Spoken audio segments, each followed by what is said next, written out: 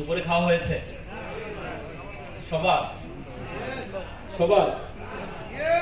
আচ্ছা, বিশ্রাম কাজের অঙ্গ, একসুতে গাথা, বিশ্রাম না হলে সকল কাজ বৃথা, ঠিক না? হ্যাঁ, তার মানে এখন বিশ্রামের সময়, এখন কথা শোনার ক্ষমতা আছে কিনা আপনাদের? আছে? আলহামদুলিল্লাহ। আমি অসংখ্য ধন্যবাদ জানাচ্ছি এই চমৎকার আয়োজন ফিউচার এজেন্স বাংলাদেশের প্রধান শান্ত ভাইকে।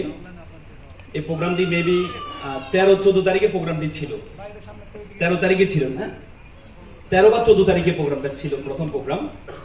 আমি শান্ত ভাইয়ের কাছে ছুটি চেয়েছিলাম যে আমার 13 তারিখে ফ্লাইট ছিল, আমি একটু দেশের বাইরে যাব, আফ্রিকা যাব।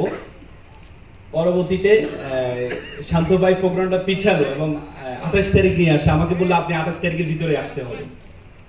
এটা আমি মনে করি এটা আন্তরিকতা, ভালোবাসার বহিঃপ্রকাশ।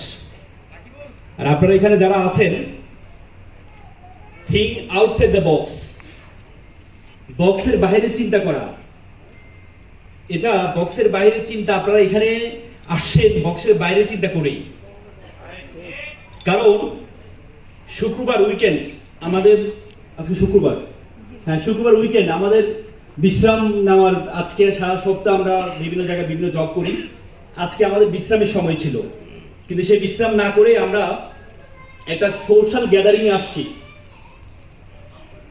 এটা এটা আমাদের চিন্তার বাহিরের, মানে বক্সের বাইরে যে চিন্তা, এটা চিন্তার একটা বহিঃপ্রকাশ।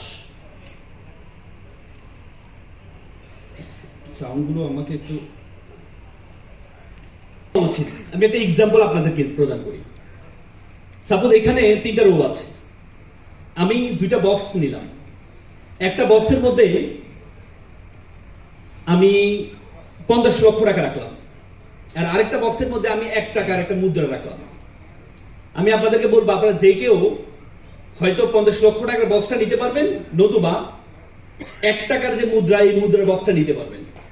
1 টাকার যে মুদ্রার বক্স, এটার মধ্যে লেখা আছে এই মুদ্রাটা প্রতিদিন তার যে সংখ্যাটা আছে সংখ্যাটা ডাবল হবে, এবং ডাবল হওয়ার প্রক্রিয়াটা মাত্র 30 দিনের মধ্যে, 31 দিন মানে 1 মাসের মধ্যে শেষ হবে। আপনারা কোন বক্সটা গ্রহণ করবেন?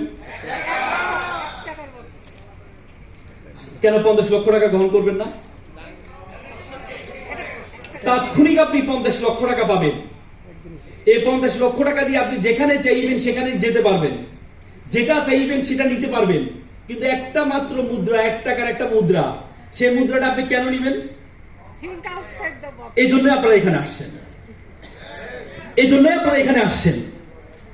কারণ 1 টাকার যে মুদ্রা, এই মুদ্রাটা দ্বিতীয় দিনে 2 টাকা হবে, তৃতীয় দিনে 4 টাকা হবে, চতুর্থ দিনে 8 টাকা হবে, এভাবে 10তম দিনে মাত্র 512 টাকা হবে, এবং 20তম দিনে মাত্র 15,000 টাকা হবে।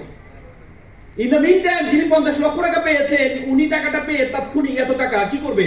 বিদেশ ঘোরা শুরু করেছে। উনি অলরেডি 10-12 দেশ ঘুরে এসে দেখলো 20 দিনের মাথায় আমার বন্ধুর টাকার মালিক মাত্র 15,000 টাকা, আর আমি কত টাকার মালিক? আমি 50 লক্ষ টাকার মালিক। পরবর্তীতে দেখা গিয়েছে এই টাকাটা, এই মুদ্রাটা 30তম দিনে সেটা হয়েছে 53 কোটি টাকা, এবং 31তম দিনে সেই বক্সের সেই মুদ্রাটার মূল্য হয়েছে কত? 107 কোটি সামথিং।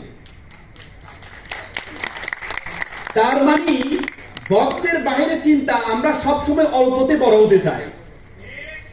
আমাদের যুব সমাজের মধ্যে সবচেয়ে ব্যাধি আকার ধারণ করেছে যে আমরা তাৎক্ষণিক বড় হতে চাই, আমরা তাৎক্ষণিক সামনে যে জিনিসটা আছে সেই জিনিসটা পেতে চাই।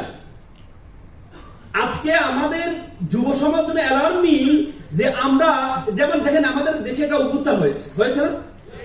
হয়েছে। এই যে যারা অভ্যুত্থানের নেতৃত্ব দিয়েছে তাদেরকে আমরা আশা করেছিলাম, যারা অভ্যুত্থানের নেতৃত্ব দিতে বা